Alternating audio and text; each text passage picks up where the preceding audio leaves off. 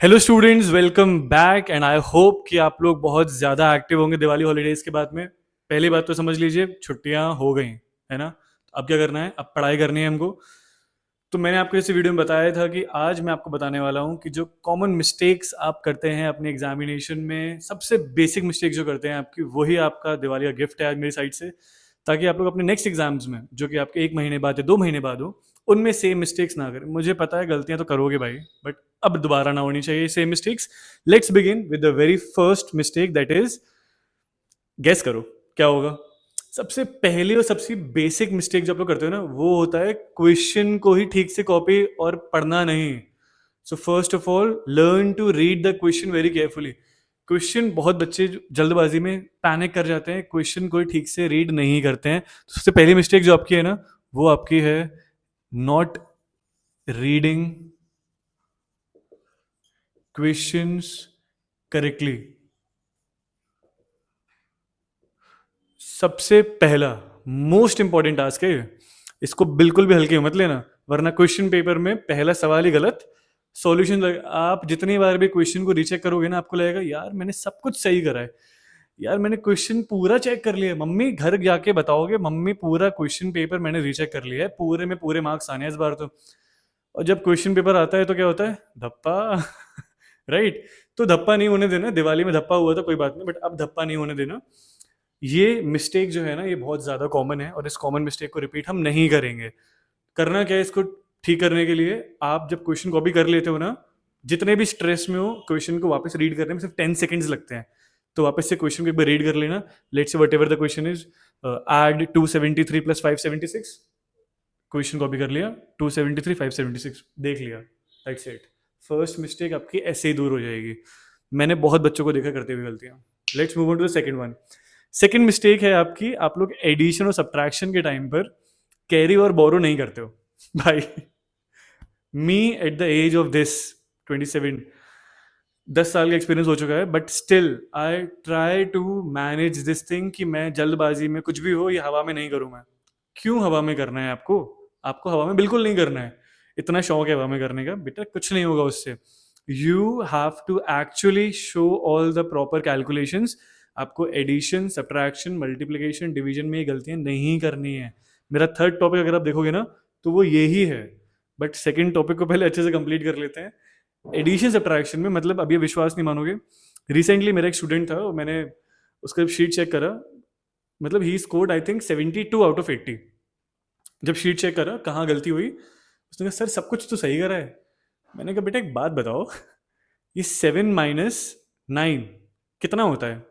Sir 7 - 9 2 होता है। तो मैंने कहा मेरे भाई, ये 7 ऊपर है, 9 नीचे है, तो पहले बोरो तो लोगे। बोरो नहीं किया, फिर वही दिवाली वाला धप्पा।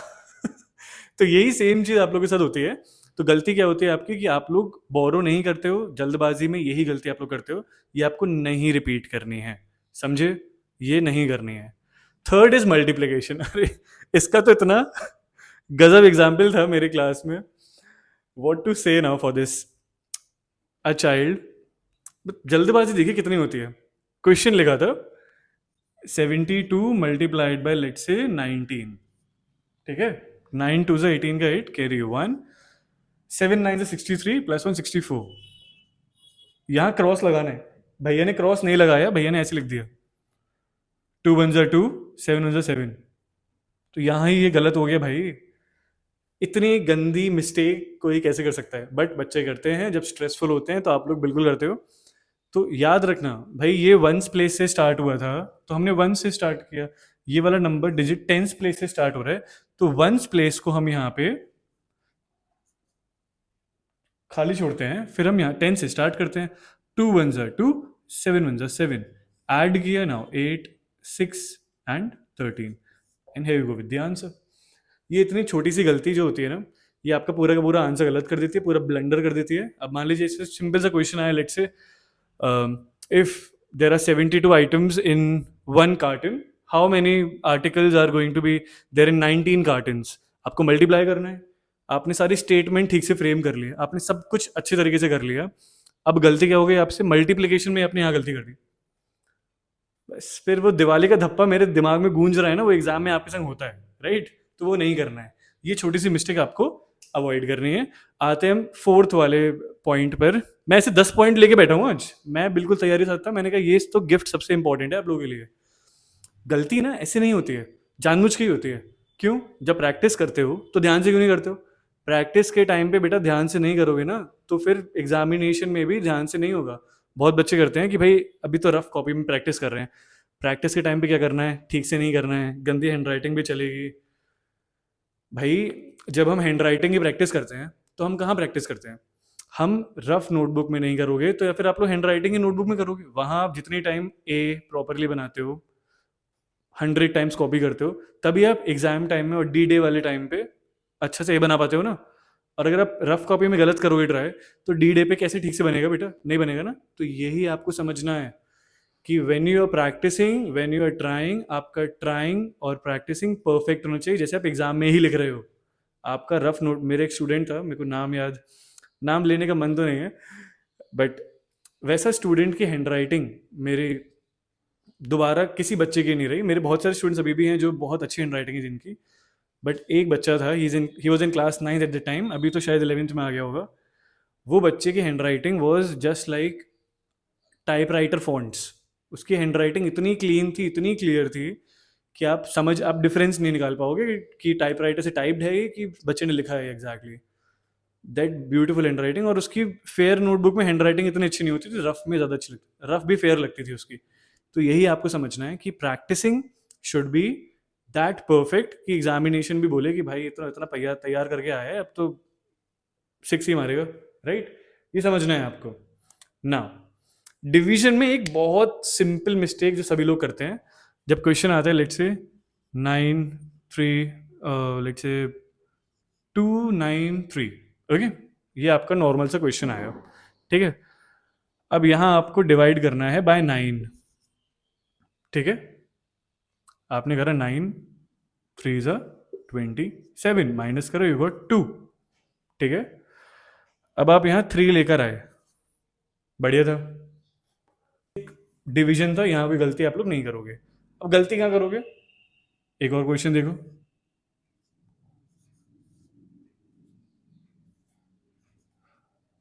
ये सिंपल सा क्वेश्चन, बहुत सिंपल क्वेश्चन है ये भी। अगेन 9 से डिवाइड कर लेते हैं, ये चलो 7 से डिवाइड कर लेते हैं, ठीक है।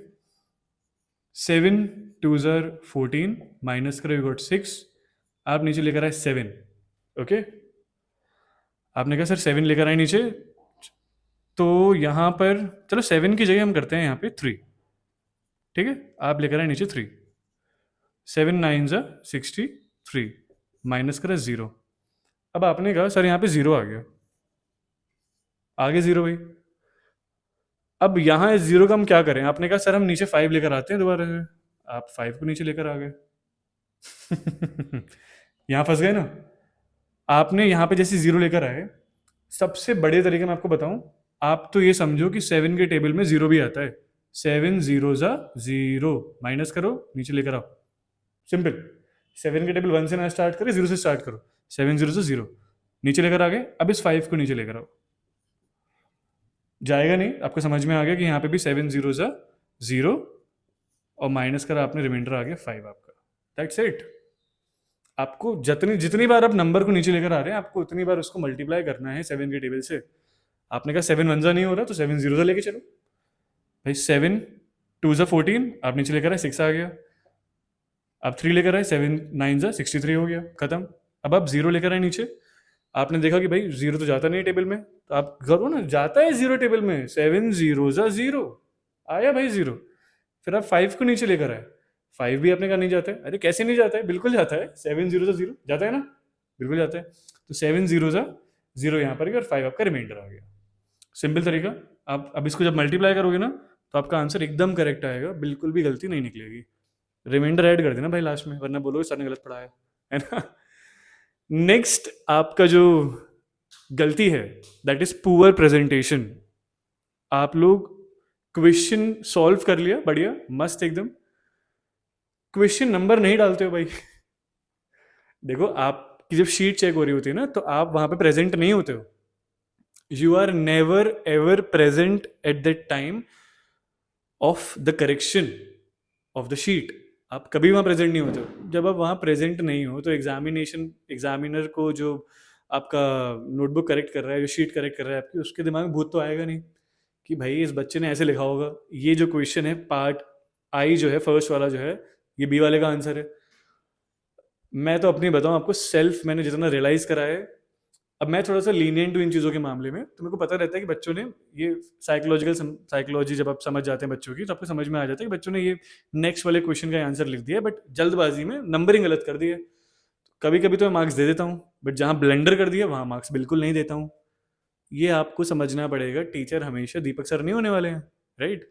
टीचर आपके अलग अलग रहेंगे, वाइड वेराइटी ऑफ टीचर्स जो कि आपके मार्क्स काटेंगे।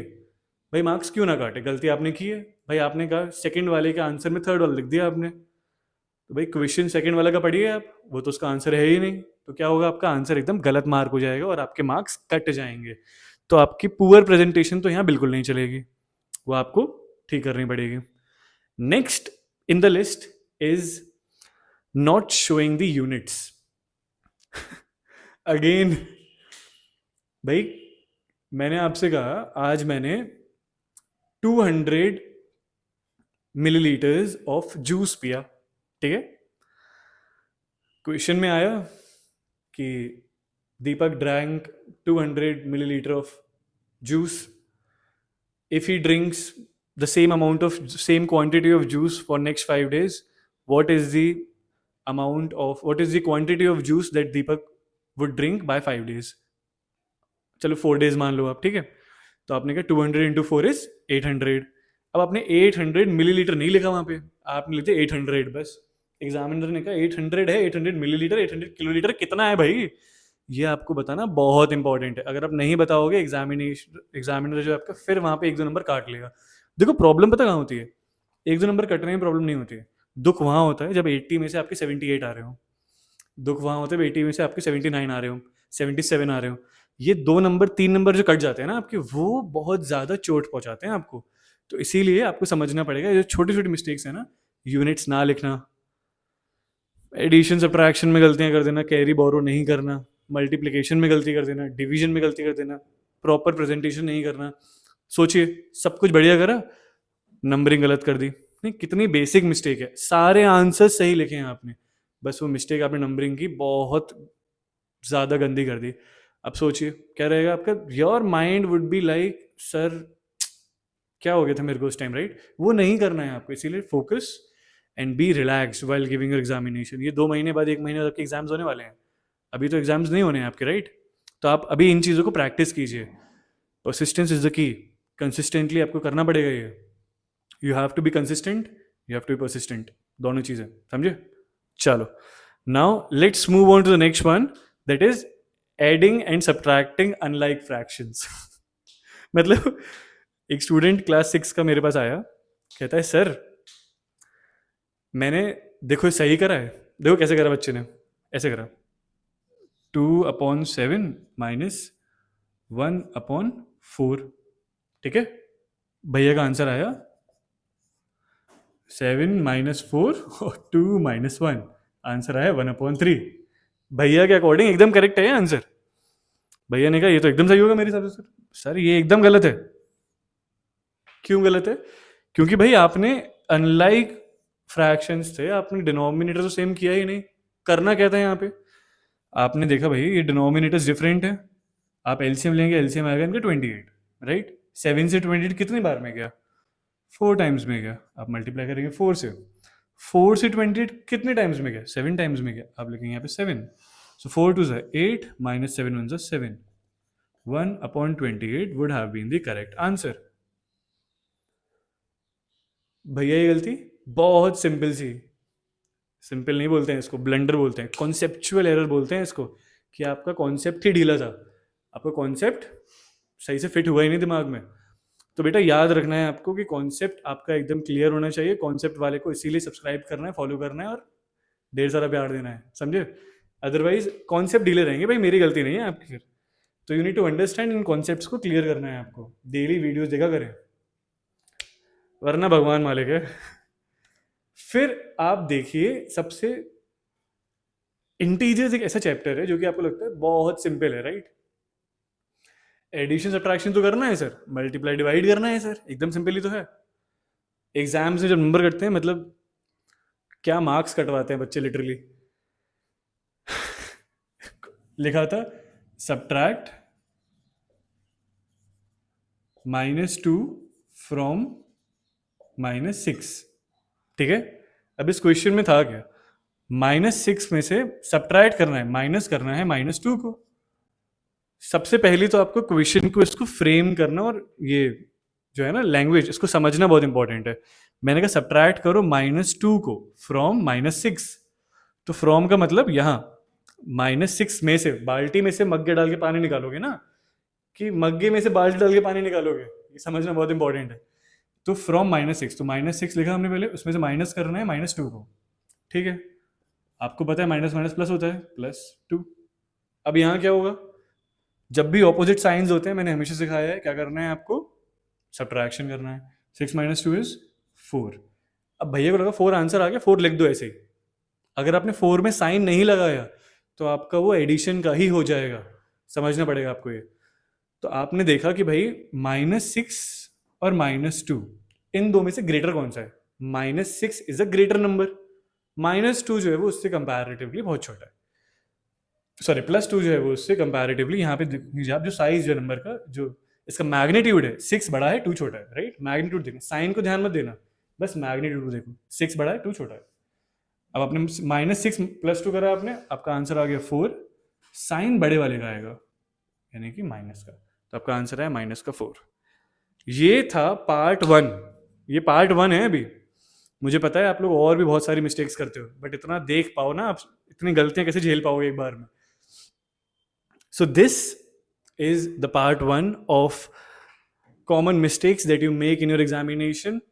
Most probably in the next month I'll be again sharing one more video जिसमें मैं आपको common mistakes बताऊंगा part 2. So till then practice on these things. कोशिश कीजिए कि ऐसी mistakes दोबारा नहीं हो, और हम मिलते हैं जल्द ही अगले वीडियो में। Thanks for watching. Do subscribe the channel.